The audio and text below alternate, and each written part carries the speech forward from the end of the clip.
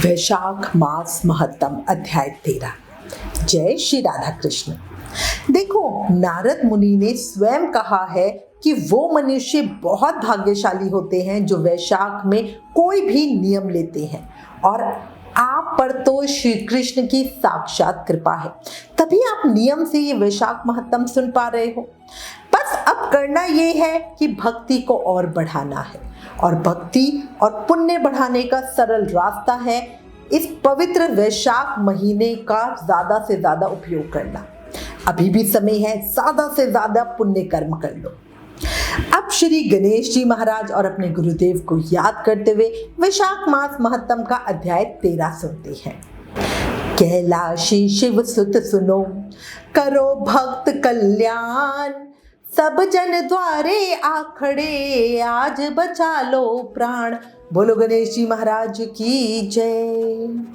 गुरु अमृत है जगत में, बाकी सब विष बेल, सतगुरु संत अनंत है, प्रभु से करा दे मेल। बोलो गुरुदेव महाराज की जय।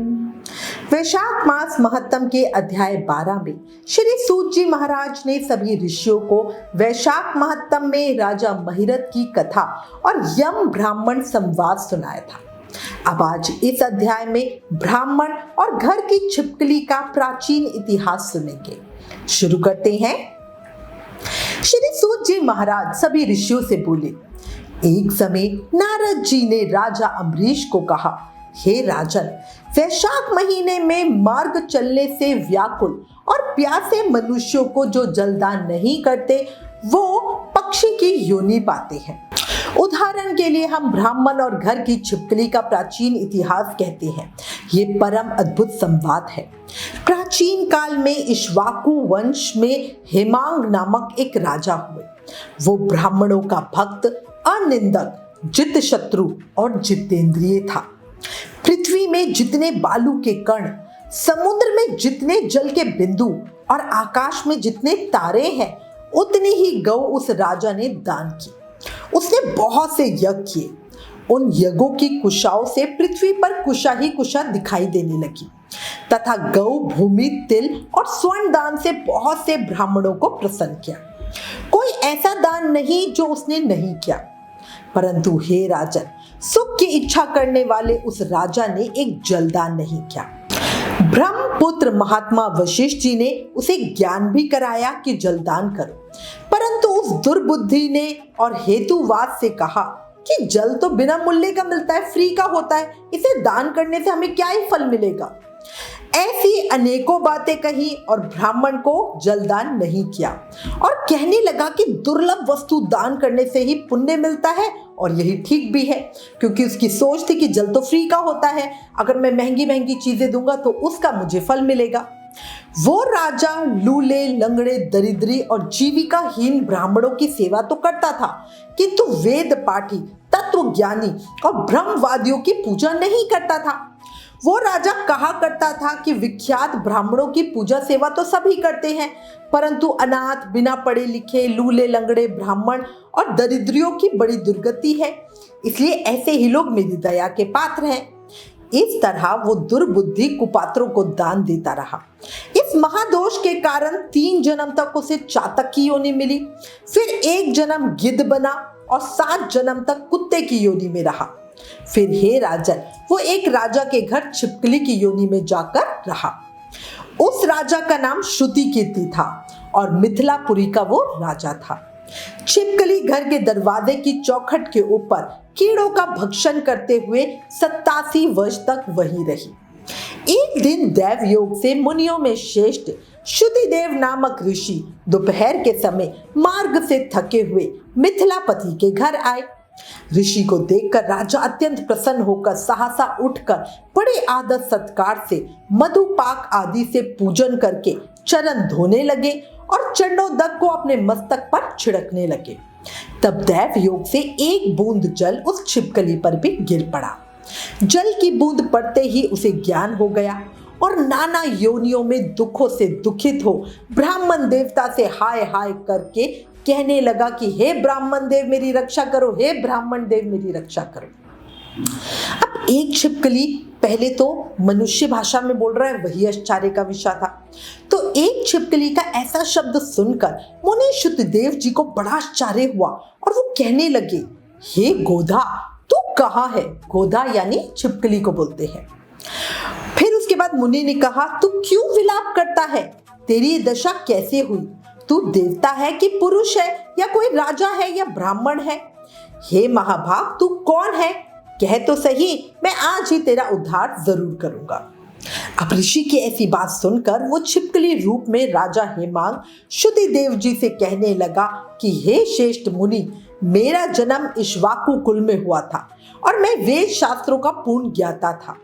पृथ्वी में जितने रज के कण हैं, जितने जल की बूंदे हैं, जितने आकाश में तारे हैं, उतनी ही गौएं मैंने दान की। मैंने बहुत से यज्ञ किए, बावली कूप और तालाब बनवाए, अनेकों दान दिए और धन पूर्वक राज्य भी किया, तो भी मेरी ऐसी दुर्गति हुई और मुझे स्वर्ग न मिला।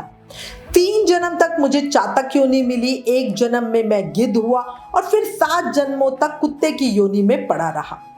अब ये राजा आपके चरणोदक को छिड़क रहा था, तब एक बूंद उछलकर मेरे ऊपर आ गिरी और उसी के पड़ने से मुझे पूर्व जन्म का स्मरण हो गया और मेरे सब पाप दूर हो गए। हे श्रेष्ठ मुनि, 28 जन्म तक मुझे छिपकली की योनि भोगनी पड़ी। तरह तरह की दैव्य सृष्टि दिखाई देती है। अब मैं इन जन्मों से डरता हूँ। हे द्विज, मेरी ये दशा कैसे हुई, ये विस्तार से मुझे कहिए। अब ये सुनकर उन शुद्धदेव मुनि ने ज्ञान चक्षु द्वारा सब वृतांत जान लिया और कहने लगे, हे राजन, मैं तेरी इस बुरी योनि का कारण कहता हूँ, ध्यान लगा के सुनो। तूने माधव भगवान के प्यारे वैशाख मास में जलदान नहीं किया। तूने जल को सुलभ समझकर ये निश्चय कर लिया कि ये बिना मूल्य का है, इसलिए मार्ग में चलने वाले और धूप से पीड़ित ब्राह्मणों को तूने जलदान नहीं किया। साथ ही सुपात्रों को छोड़ के कुपात्रों को दान दिया। जलती हुई अग्नि को छोड़कर क्या कोई राख में भी हवन कर सकता है?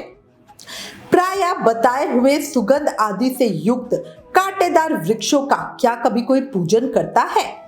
सब वृक्षों में पीपल की ही पूजा होती है। तुलसी को छोड़कर कटेरी का पूजन कोई क्यों करेगा? पूज्यता के विषय में अनाथ की आवश्यकता नहीं है। लूले लंगड़े केवल दया के पात्र हैं, पूज्य नहीं है। तपस्वी, ज्ञानी, वेद आदि शास्त्रों के ज्ञाता ये विष्णु भगवान के स्वरूप है, इसीलिए इनकी ही सदा पूजा होती है। इनमें भी ज्ञानी ब्राह्मण सदैव ही भगवान विष्णु को अत्यंत प्यारे हैं। इसी कारण से ज्ञानी ही सदा पूज्यों में भी अधिक पूज्यतम है और साधु महात्माओं की अवज्ञा इस लोक और परलोक दोनों में दुखदाई है। महापुरुषों की सेवा ही धर्म, अर्थ, मोक्ष का कारण है। कई अंध जाति के मनुष्य कर्तव्य को नहीं देखते। ऐसे मंद आश्रम के लोगों की संगति से कुछ नहीं मिलता। जैसे जलमय तीर्थ और मिट्टी अथवा पत्थर के बने देवताओं से भी तत्काल कुछ लाभ नहीं होता, ये तो बहुत काल में पवित्र होते हैं, किंतु साधु महात्मा दर्शन से ही पवित्र कर देते हैं। साधु सेवा से कोई सुशिक्षित पुरुष दुखी नहीं होता। जैसे अमृत पान करने से जन्म, मरण, वृद्धावस्था आदि दुख नहीं होते।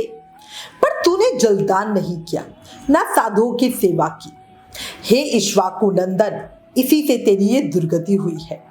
वैशाख में जो मैंने पुण्य किया है वो तेरी शांति के लिए मैं तुझे दूंगा। इसके प्रताप से भूत, भविष्य और वर्तमान कर्मों के संस्कार दूर हो जाएंगे। ऐसा कहकर उन मुनि श्रेष्ठ ने जल स्पर्श करके सर्वोत्तम पुण्य का फल उस राजा हेमांग को दे दिया। इस तरह जब उस ब्राह्मण ने वैशाख में 1 दिन के स्नान का फल उसे दिया, तब उसके सब पाप दूर हो गए और वो छिपकली की योनि को त्याग कर दिव्य विमान पर चढ़कर दिव्य माला, वस्त्र और आभूषण पहनकर मिथिलापुरी के महल में सब प्राणियों को देखते देखते हाथ जोड़ परिक्रमा दे के नमस्कार करके आज्ञा लेके स्वर्ग को चला गया। देवता लोग उसकी स्तुति करने लगे। वहां 10,000 वर्ष तक अनेकों भोगों को भोग कर वही राजा इक्ष्वाकु के वंश में महाप्रभावशाली ककुस्थे नाम से पैदा हुआ और सप्त द्वीपवती पृथ्वी का पालन करता हुआ बड़ा साधु सेवी इंद्र का सखा और विष्णु जी का अंश हुआ। तब वशिष्ठ जी ने वैशाख मास में सब कर्तव्य धर्म सुनाए, जिनके करने से उसके सब दुख दूर हो गए और दिव्य ज्ञान को पाकर विष्णु जी की संयुज्यता मुक्ति को प्राप्त हुआ। इसलिए ये वैशाख संपूर्ण शुभ फलों का दाता है।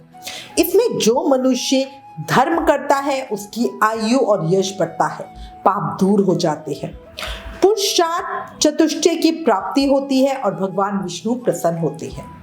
इसलिए ब्राह्मण, क्षत्रिय, वैश्य, शूद्र ये चारों वर्ण, ब्रह्मचारी, गृहस्थ, वानप्रस्थ और सन्यास चारों आश्रम वाले मनुष्यों को वैशाख मास के कहे हुए कर्म करने ही चाहिए। जो कोई साधुओं के संग दुष्टता करते हैं उनका कहना ही क्या है।